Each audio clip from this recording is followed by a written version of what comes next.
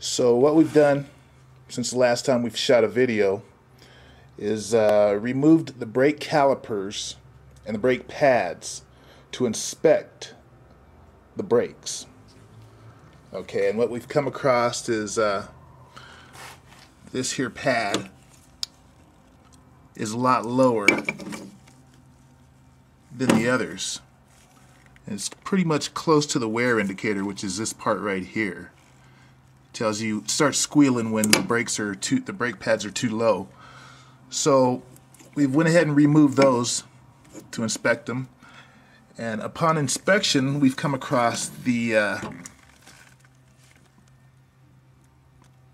brake hose. You see that crack right there? Both of the front brake lines, the rubber brake lines, have that crack in it. So what we're going to do is we're going to go ahead and replace this hose right here, which is called the brake hose for the front. Both of them have cracks in them. So what we need to do is buy parts for this, and the parts that we're going to go ahead and buy are the brake pads and the brake lines, the front brake lines, the rubber brake lines. And being as I went ahead and noticed the shocks, I noticed the bushings on the shocks, which are these rubber bushings right here and here. They're kind of squished and cracked and stuff, and I noticed that I went through my parts pile, and I did notice that I had a couple of grommets, which those are called rubber bushing grommets. I actually found 4 of them, so I'm going to replace the ones on the front shocks, on the top of the front shocks, which is right here and right here. So that requires removing the shock and installing those bushings. We're going to do that coming up here pretty soon. Another thing we're going to do while we have the front end torn apart, or the wheels off the car, is we're going to go ahead and grease these zerks. There's about 5 to 8 of those things up front here. What we do is we put a grease gun on here and we squirt the bushing, the ball joint full of grease to make sure that it's lubed properly. There's one over here, there's one under here. They're just all under the front end. So once we get the brakes taken care of, then we'll go ahead and grease the front end just to make sure that it's lubed properly. Or actually, we took the back calipers off, and we noticed that the brakes back here seem to be in pretty good condition. This pad right here seems to have plenty of pad left on it, so there's enough pad on the other side as well. This is the other side. So we don't need to purchase any rear brakes for this car. And this seems nice and sturdy. So that's the one that wasn't wiggling when we took the wheels off, when we had it up in the air last time. So that one seems like it's in good condition. This side, on the other hand,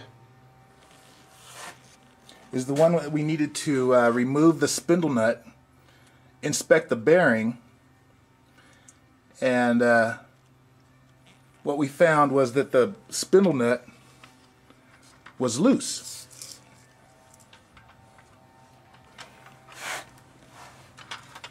Okay, and that is this here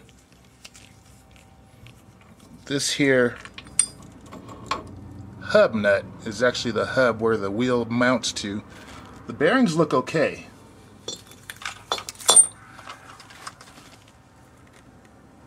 I looked in there and all those little balls still in the bearing retainer. So I was expecting to see them all rolling around in there all loose, but they seem to be intact. So that tells me that the hub seems to be in good condition. It would just seem like it was the retainer nut just seemed like it wasn't on tight enough.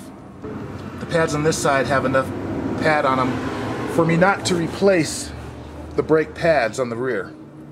So we just removed them and inspected them. So what I had to do was go to AutoZone and get a Lona tool. Okay?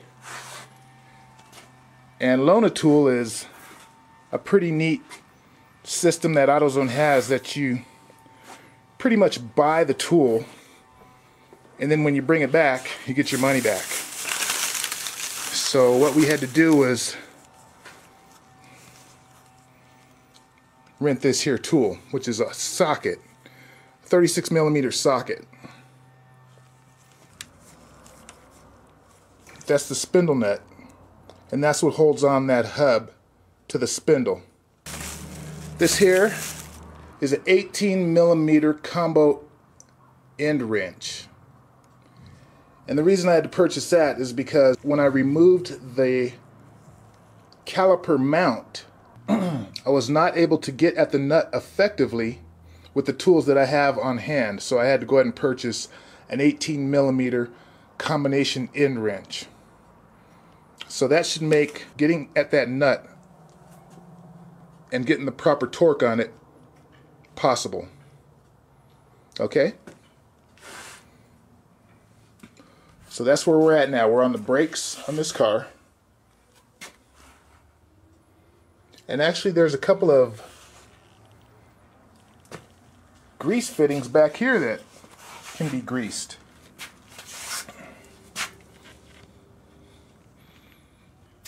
There's a... Where are they? I can't see them now. Anyway, there's a couple of fittings back here that can be greased as well. So we'll make sure that we have those greased when we're going back together with this wheel.